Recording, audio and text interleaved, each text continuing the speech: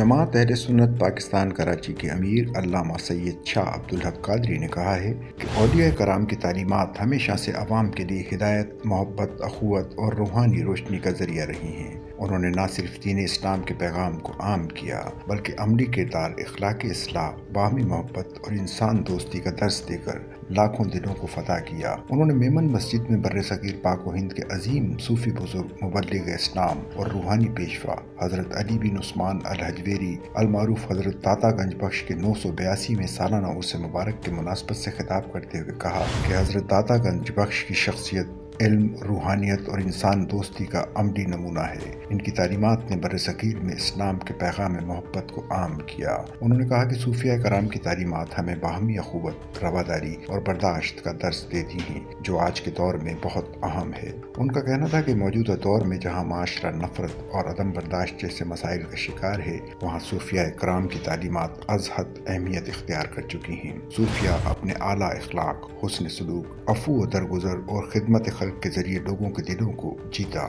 ان کی خانقاہیں علم و عرفان، زہد و تقوی اور روحانی تربیت کے مراکز تھیں، جہاں آنے والا شخص باطن کی روشنی پا کر لوٹتا۔